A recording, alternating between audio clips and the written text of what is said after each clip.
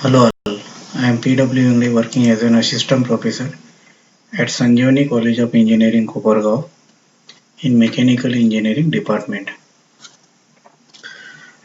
Now in previous 4 video lectures we have discussed the basic of nozzles, then steam turbine, its classification, principle of working of impulse turbine, impulse steam turbine, then reaction steam turbine, difference between impulse and reaction steam turbine, then compounding of steam turbine, what are the various methods of compounding of steam turbine, and then governing of steam turbine. Now on today we have to discuss about the velocity triangle analysis of steam turbine and how to get the equation for work done, force exerted by steam on the rotor, work done and efficiency of steam turbine. Okay. So first of all we will discuss about equation for flow of steam through the impulse turbine. Okay. So here you see there is a inlet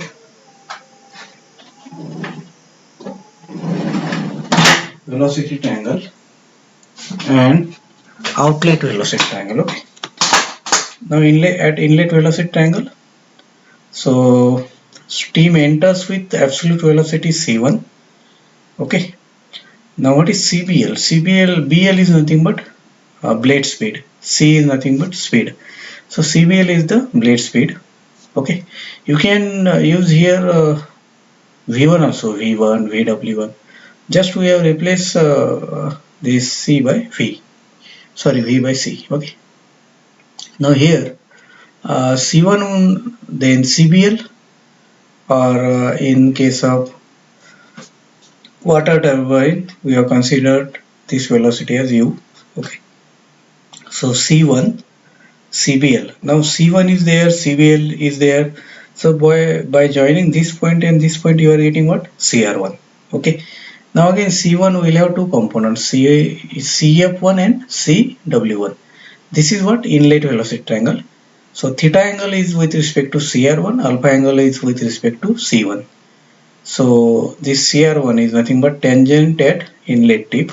So this is theta angle, and CR2 is what? Tangent at outlet tip having an angle phi. Now this is CR2. Okay. And then this is CBL, blade speed at inlet and outlet it is same. So by joining this point and this point you are getting C2, and C2 will be having two components. What are those? CF2 and CW2. Okay. Now we'll read the components. So our topic is what? Flow of steam through the impulse turbine. So let C1 be the absolute velocity of steam at inlet of moving blade.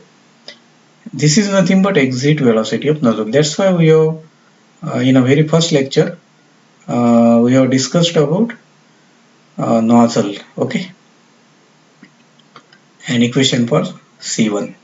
CBL is the peripheral velocity of blade or linear velocity of blade.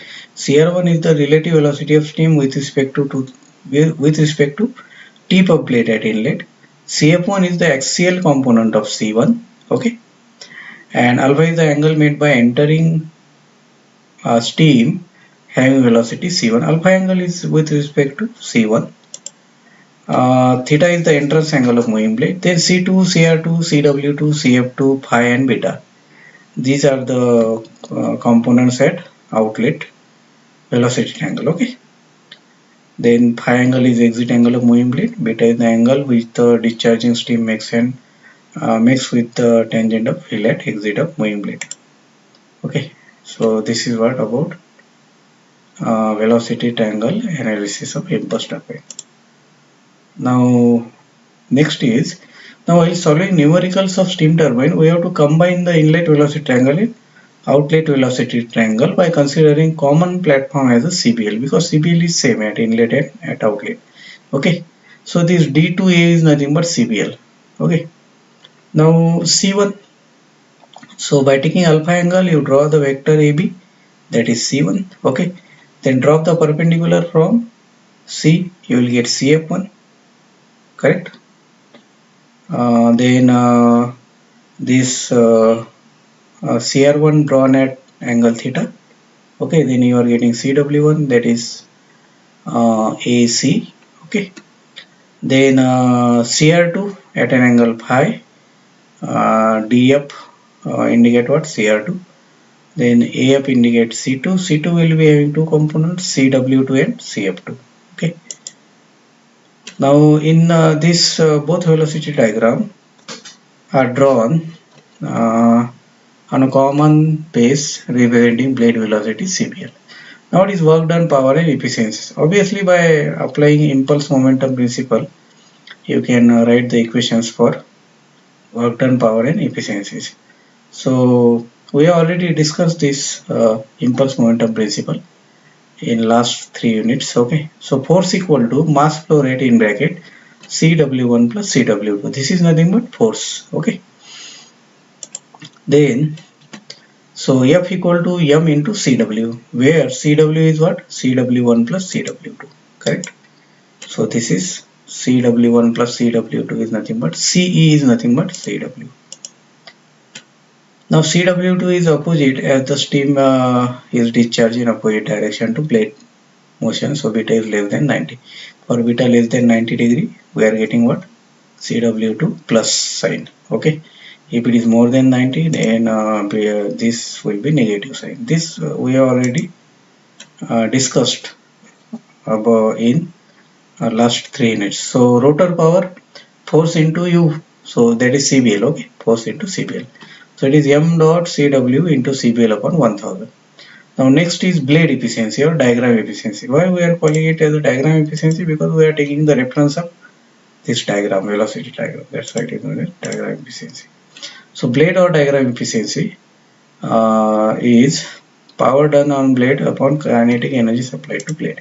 What is power done on blade? M into Cw into CBL. So this is what? MW Cw into CBL upon 1 by 2 m into C1 square. So finally you are getting the equation 2 Cw CBL upon C1 square.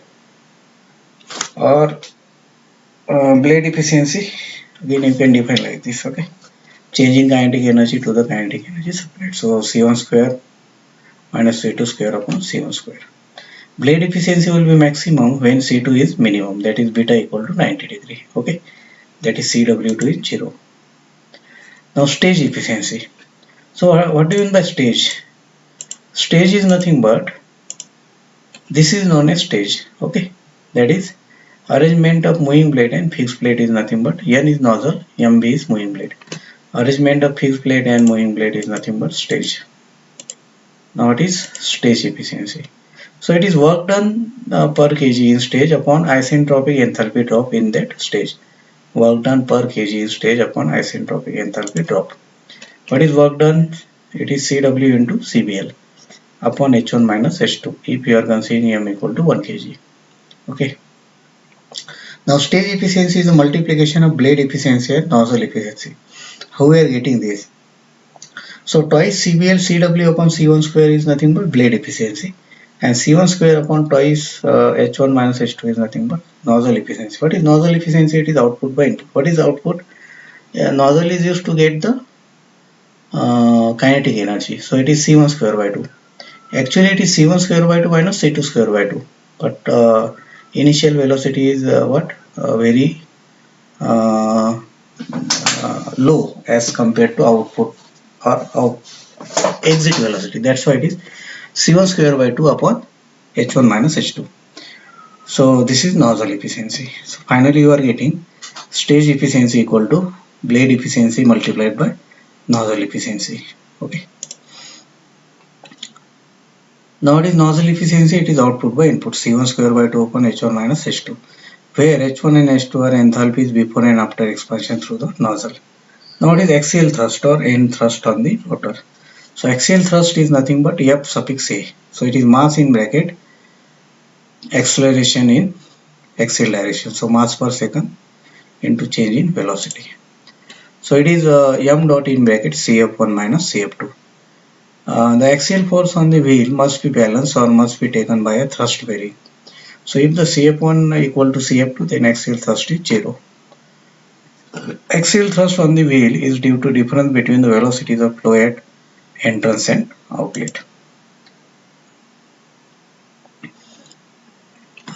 Then blade velocity coefficient K equal to Cr2 by Cr1, and blade speed ratio is what? Cbl upon S1 is denoted by S, small s. Then carryover coefficient is what?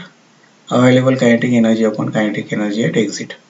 Now in next lecture we will discuss about condition for maximum diagram or blade efficiency. So today we will stop here. So thank you.